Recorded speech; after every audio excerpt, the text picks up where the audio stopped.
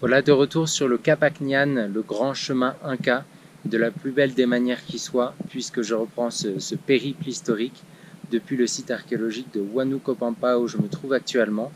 Et même si c'est pas un endroit qui est très connu, il faut savoir que c'était quand même la deuxième plus grande ville de l'Empire Inca après Cusco.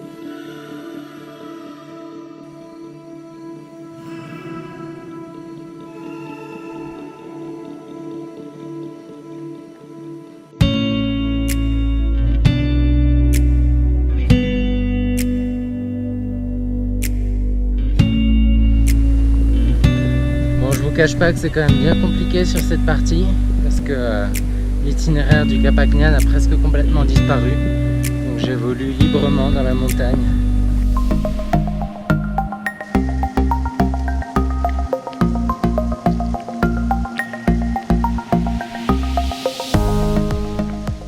Voilà, petite pause déjeuner, je me suis trouvé une grotte pour me mettre à l'abri. Aujourd'hui il y a vraiment un temps épouvantable, on se croirait en Irlande. Mais je suis bien à l'intérieur de ma grotte, avec vue sur la montagne.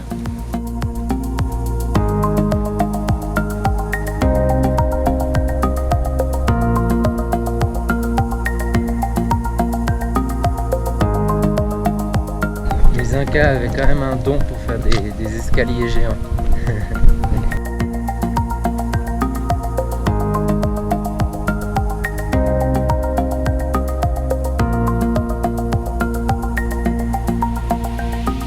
Sí, estamos trabajando en Cap Acñan, en zona Soledad y Tambo. El sitio se llama Plaza Coral y como está viendo allá es ushno, es importante para que anteriormente de modo llamaban a los circas, a los apus para la cosecha, para la siembra, tanto para que llegue la lluvia y bueno, este trabajo consiste, están investigando a qué nivel ha sido esos años. Y pero todos los edificios están mantenidos también gracias a este trabajo. Sí, gracias por el Ministerio de Cultura. Y acá en las 4 comunidades, Huachis, Castillo, San Francisco, Soledad y Tambo, estamos trabajando. Bueno.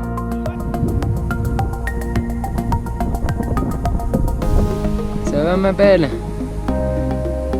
Ouais.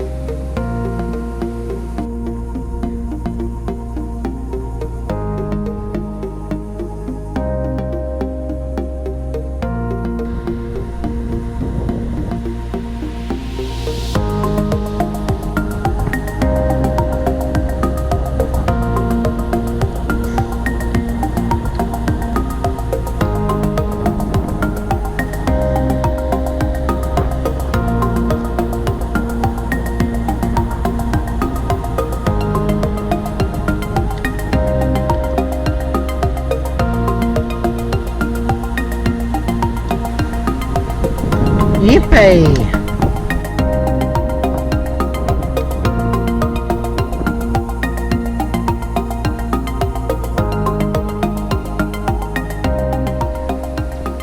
Voilà, je quitte à nouveau l'itinéraire Inca du Cap Acñan, mais pour seulement quelques jours, pour aller faire un tour dans la Cordillère Blanche, qui est la plus haute chaîne de montagnes tropicales au monde.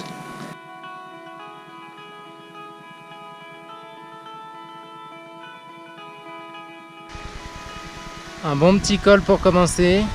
De toute façon, là, je crois que sur cet itinéraire, je vais faire que monter et descendre.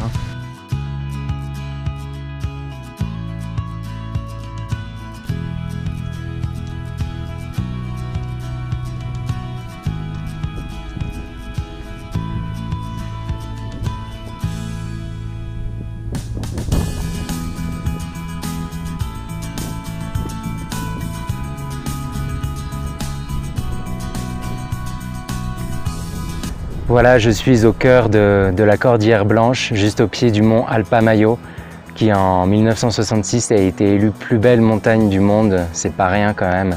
C'est le sommet pyramidal qu'on voit au fond derrière moi qui sort à peine la tête des nuages pour venir nous dire bonjour. Et selon moi, voilà, c'est une magnifique montagne.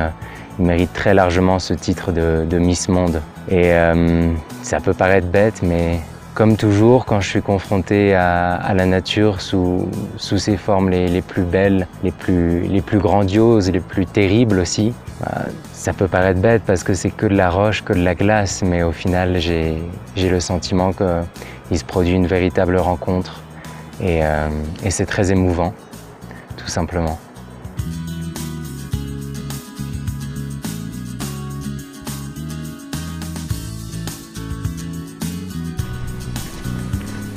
C'est pas Noël, mais il neige à 4008 d'altitude.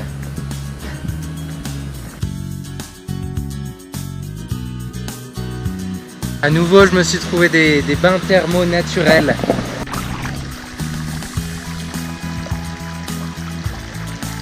Voilà, je suis juste au point de départ du célèbre trek de Santa Cruz, dans un lieu assez fantastique où il est possible de camper. Aquiles, sí, claro. Et le propriétaire donc, de l'endroit, Aquiles, va nous faire entendre un petit peu de musique traditionnelle, puisqu'en fait c'est un joueur de harpe.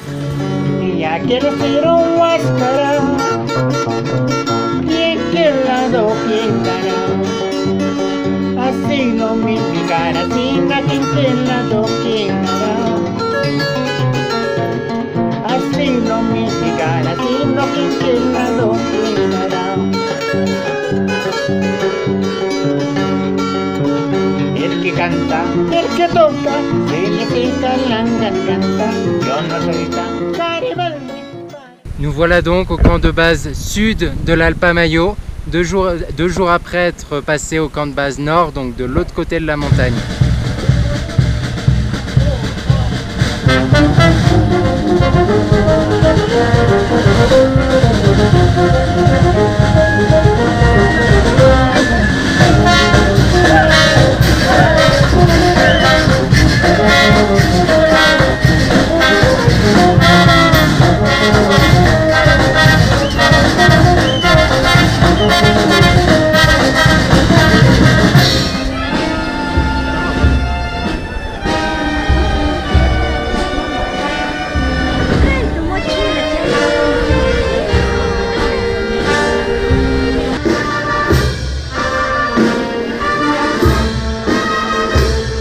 Voilà, je me trouve à Cajamarca, dernière grande ville au Pérou, avant de passer en Équateur.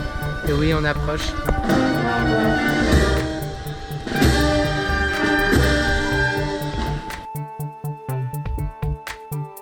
C'est un jour assez important sur The American Hike, puisque je viens de franchir la barre des 10 000 km. Donc forcément, je suis très heureux, je suis très fier de tout ce qui a déjà été réalisé, de tous les kilomètres parcourus. Et puis c'est également très encourageant, très motivant pour tout le chemin à venir, même s'il reste encore pas mal, il reste en théorie 17 000 km. Mais c'est la preuve que petit à petit, on peut faire beaucoup, tout simplement.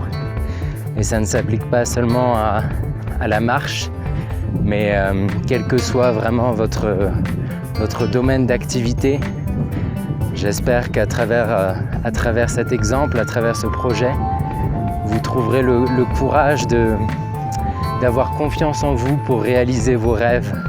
Et puis grâce à l'aide des autres, bien sûr, je peux vous garantir que vous serez toujours surpris du nombre de personnes qui sont prêtes à vous aider dans la réalisation de vos rêves. Et ça, c'est très beau, c'est humain, tout simplement. Voilà, je suis en train de quitter la partie haute des montagnes pour pénétrer dans un environnement et un climat véritablement tropical. Il fait chaud, il fait lourd, il fait moite.